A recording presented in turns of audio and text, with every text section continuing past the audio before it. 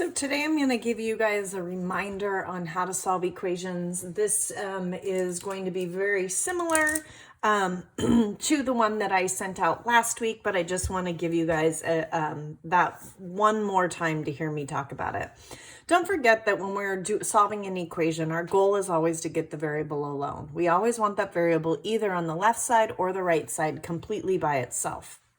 In order to do this, our first step is always going to be to simplify the equation. So if we can combine like terms, we're going to do that. If we need to do distributive property, we're going to do that. So we're going to make sure that we have like terms combined on both sides of the equation before we start solving. The second step is going to be to undo the addition or subtraction. If it says to add 5 to the variable, then we're going to subtract 5 from both sides. If it says subtract 9 from the variable, then we're going to add 9 to both sides.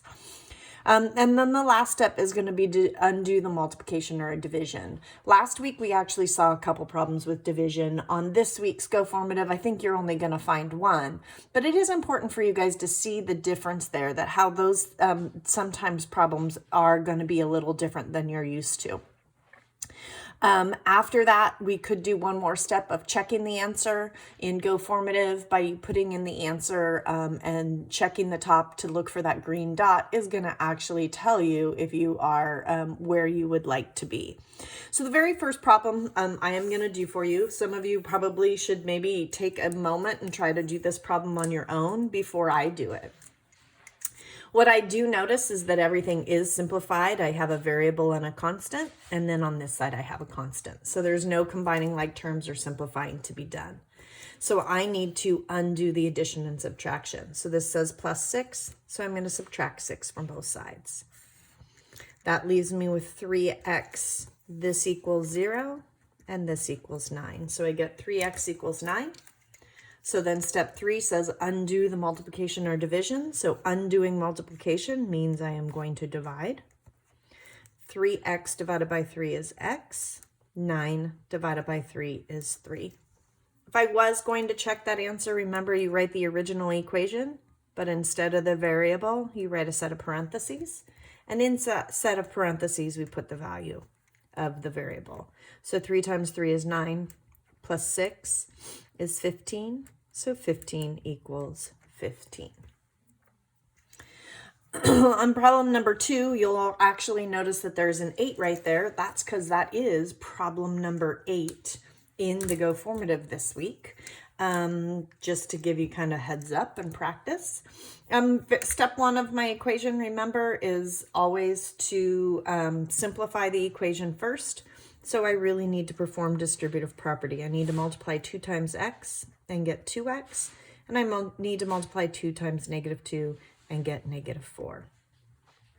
So the problem I'm solving is actually 2x minus 4 equals negative 12.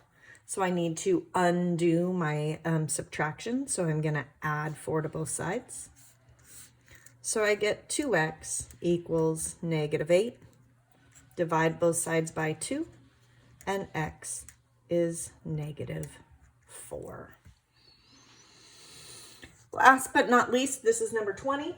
It is the last problem in your Go Formative that you're going to have to do this week, and it is definitely a lot longer of a problem than the last few. Remember, that goal is to get the variable by itself. It turns out right now I have a couple variables on the left and one on the right. So my first thing I really should do is combine like terms and do distributive property. So I'm going to actually distribute that 3, and I get 3d minus 3. But I should write down the rest of the problem on the left. On the right, I notice that negative 4 and negative 2 are like terms. So I really have negative d minus 6 because negative 4 minus 2 is negative 6. On this one, I'm going to combine my d's and then my constants. So negative 2d plus 3d is just d. 1 minus 3 is negative 2. And on this side, I get negative d minus 6. So we need our d's together. We want them on the same side of the equation. So I'm going to add d to both sides. So I get 2d minus 2 is negative 6. This finally looks like the first equation looked. So at this point, we are going to undo the subtraction. So we are going to add 2 to both sides. We get 2d equals negative 4. Divide both sides by 2. So d equals negative 2. So like I said, really, I'm expecting you today to watch the video. Tomorrow you should go and do the Go Formative, but if you want to do the Go Formative, you're more than welcome to do it today. These are 3 problems from the Go Formative. On the Go Formative, there are actually 20 problems, and I'd like you to do a minimum of 10 of the problems.